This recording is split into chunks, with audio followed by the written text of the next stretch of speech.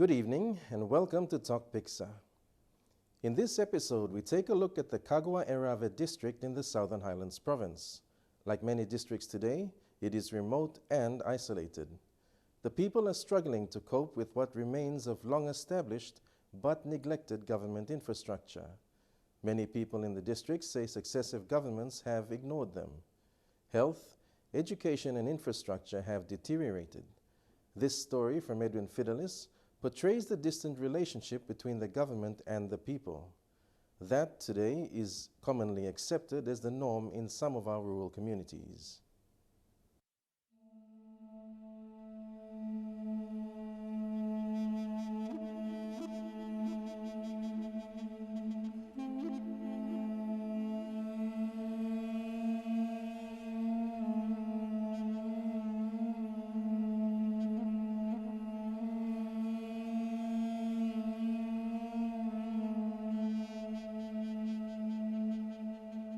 From this lookout, you can see Kagwa Station in the distance. It is one of the two outstations of the Kagwa-Erave district of the Southern Highlands province. Like other rural areas in the country, the district is remote and isolated.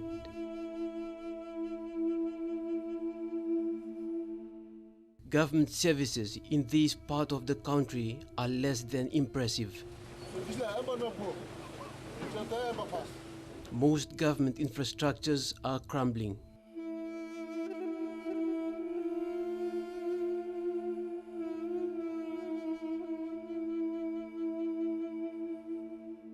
It takes about 3 hours to get to Kagwa Station from the provincial capital, Mendi, and the condition of the road is no better than any other remote places in the country.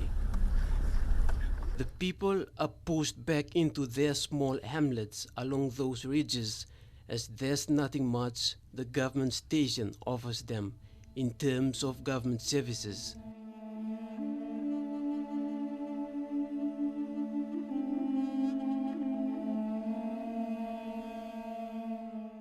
This is a section of a bridge constructed about a year ago with district funds costing nearly 100,000 kina, but it wasn't completed. Na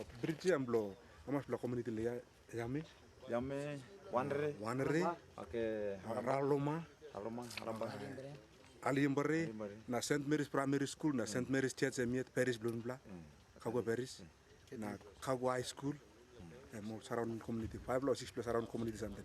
Na school Blunbla lapsit, lifeline do people cut off back then. So that's why I'm all surrounding the community all losing life na struggle na something. All yet. No construction company was deployed to construct the bridge. The people here built the bridge themselves as a community project using building materials provided by the district authority. No katambla lili contract or something with the whole community at help him all lead him. Service or this bridge and lifeline also all help him making this level all yet.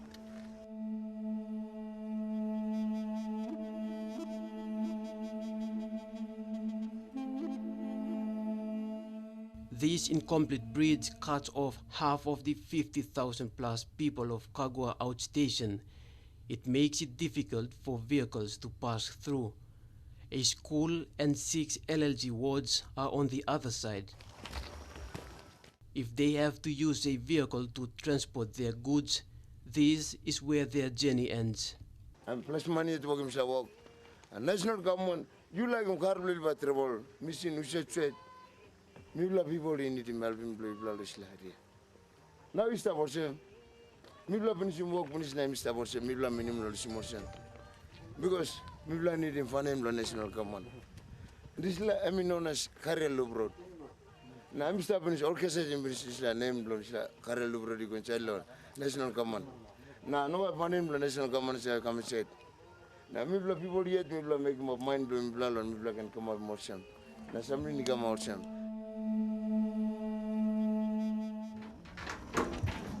A temporary bypass was constructed instead, and people used it to move their cargoes to the other side before making it home on foot. But the people here say the government won't come. they have to do it themselves. Road, high school, na road, na bridge, all this there. So before, to 1970s, where this la place stop logan am stop was yet. Okay, all member na one man where mibla tinol bakaram service kan na mibla give vote. Then all this man win, no go all go lose. Na mibla no got what sim service. Na before yet the mibla stop logan na mibla stop na now was mibla grow up na mibla stop logan too mibla stop was yet.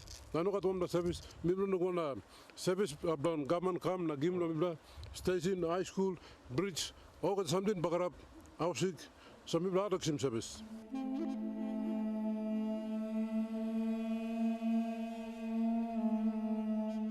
The Kagwa people are thinking up ideas about how they will address each problem one by one. So mibla mas magam the right man way I'm give service no mibla logan. So this like man going said na I'm mas on school na road station na also power this all something way this the man to me bakar service come so you plug in vote to me or this like man come na come talk to me blah I'm plugging vote them no got them me blah basta for some go na minister by me blah find it up them something or something.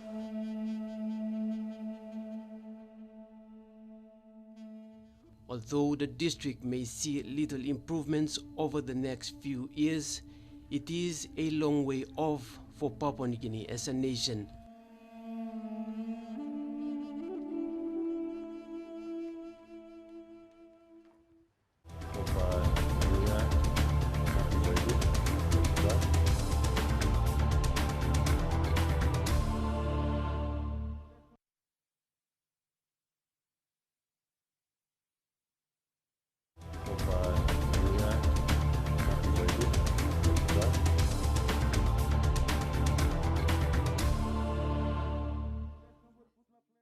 Only one or two teachers with their own private textbooks. The Kagwa Secondary is no better.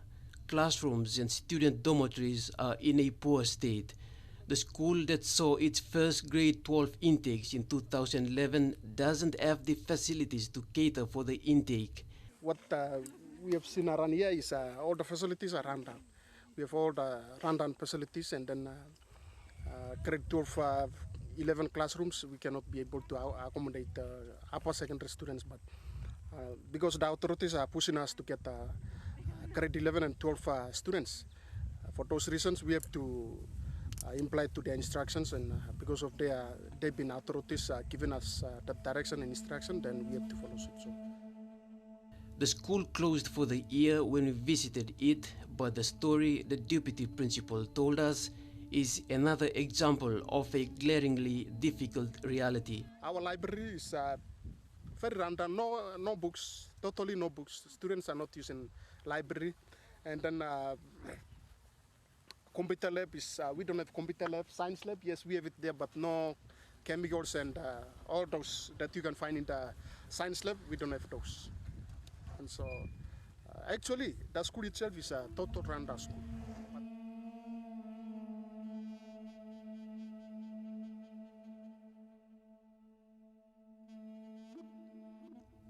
The deputy principal says because the school is the only secondary school in the district, enrollments have increased and students have been forced to sleep in classrooms and the dining mess and attend classes. There are many students from Suguveli, Rave, and then this school itself, we cannot be able to accommodate all those students. And so what I've done for this year is, like I went for grade 11 selections. And then I was not able to put everybody inside this school. So some students, I pushed them through Kutubu, which now takes in as a first grade 11 intake for 2014. So I was able to push them to Kutubu Secondary School for 2014 academic year. This is one of the teachers' houses originally built in the 1960s. It is a structure that is slowly crumbling, but for the teacher who still lives in it, it is a shelter and a home. Even the classrooms are slowly wearing away, and the students' residential areas are overgrown with weeds. This is the main health center, the only one in the district. It serves over 50,000 men, women, and children. They get their medical supplies from Mount Hagen, but most times the supply never arrives. and when they do, it is never on time. Sabla time or direction is a ham. It is a stable medical store. So no what needs stock now maybe like him nothing. Then all patients almost go find him like a minister some lab.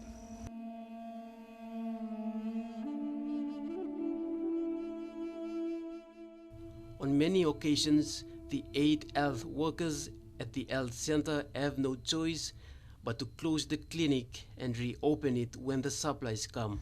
Because don't know what accommodation plenty was live out all place low come work. So most of the times I must come late. Or come to sol 8 o'clock so in pass 12 o'clock or only go. Because normal working hours and so was low 8 to 4 or 6 years line.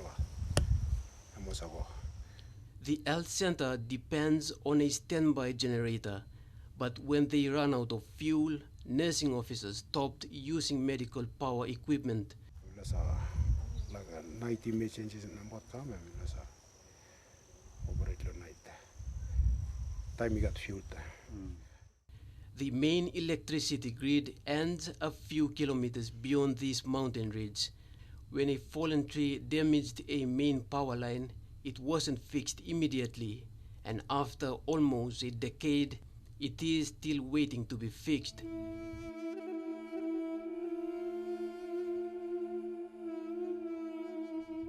The health center rarely keeps records of infant mortality statistics. Philip Max, the health extension officer, says women have refused to give birth at the health clinic because of the unreliable health services they are providing. And to me, let's actually report in time. Maybe after 1 month or 2 months, something reports can be. Because we have communication problem.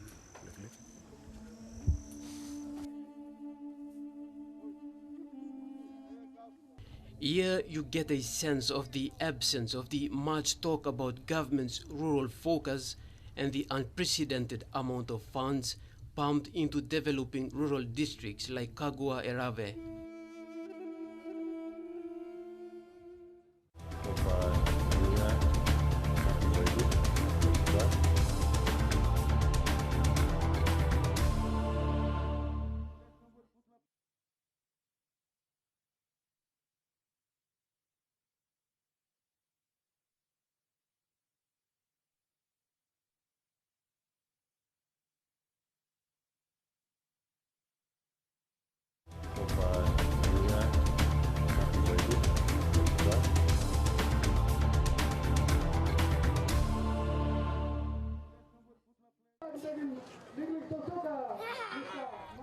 One of the problems facing the people here is the breaking down of communities because of a lack of law and order.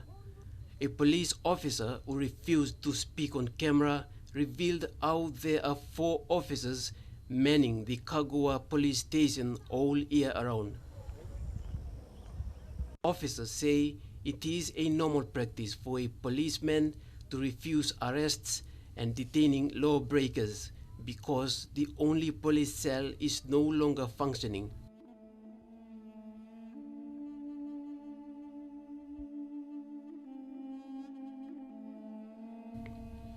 But if they do arrest serious offenders, they will have to make a 2-hour journey on this bad road to Manditown to detain them. In short, an offender can't be arrested, detained or charged, so he or she is released back into the community. These officers were from a Mandi-based task force team stationed temporarily at Kagua to monitor a situation that erupted from a tribal clash where a hand grenade exploded, killing 14 people. A police unit of more than 6 men can't easily be found at Kagua. Communities here, to a large extent, are depending largely on community participation.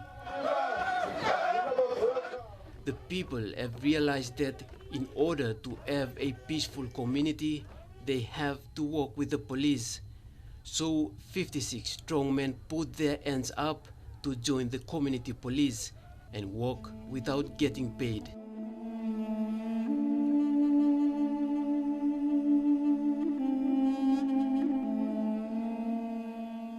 But Kagwa will never be the same, local leaders say. People like Maita Yawi, a local leader and lay-based businessman, has been encouraging his clansmen to maintain a peaceful community by giving up their bad behavior. So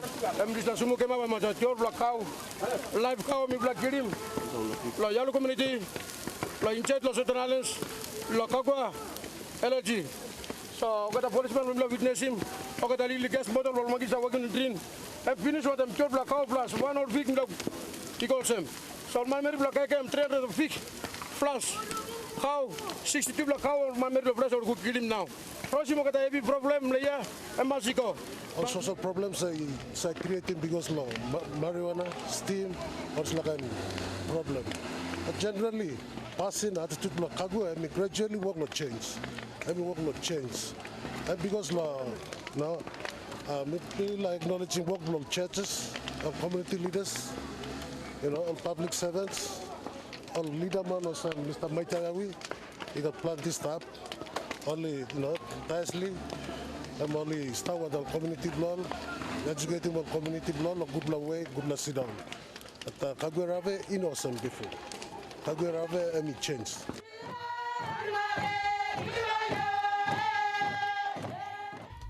Almost every member of these 50,000 plus people living in and around these areas shares the problem.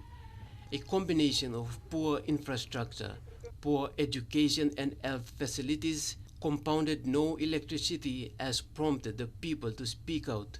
There is a big problem with the administration. First, the member of the parliament, the person who represents Kagwe Rabe in the parliament. First. As you can see and you can prove, physically prove that there is no service delivery. Better health services, proper road infrastructure, electricity, education system, which is one of the most important things as we stand now in Kagua Secondary School now, and the law and order, which is, as you can hear, we Kagua Arabic people are encountering a lot of problems regarding law and order. I believe that the member of the parliament is not doing enough for the people of Kagwe Rabe. There is a reason why every time the media reports about the good things which the member of parliament gives in Mosby, they don't report about the real facts which is affecting the fiber of the community, the basic service delivery.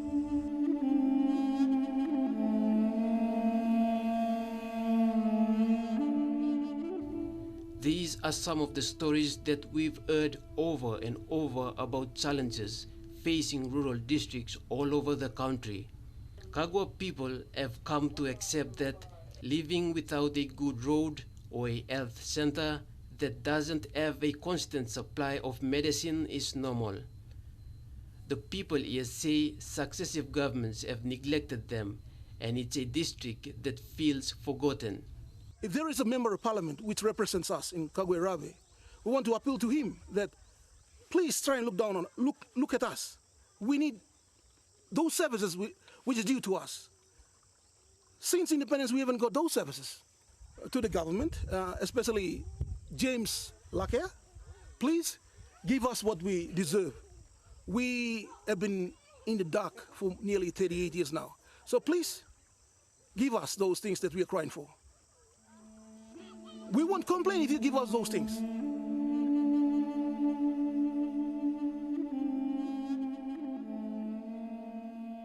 Places like Kagwa Erave make up almost half of the 89 districts in Papua New Guinea that are still waiting for the delivery of effective government services in the areas of law and order, health, education, and infrastructures.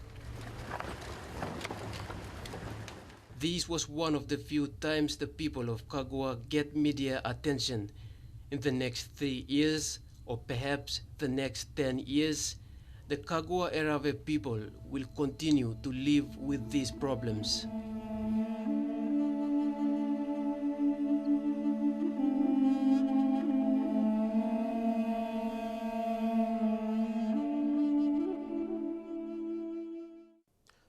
funding going to the districts this year, we would like to hope that the people of Kagwa-Erave can regain the faith they once had in the government.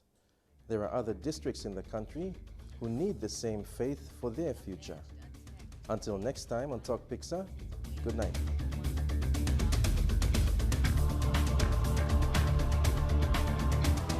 So far,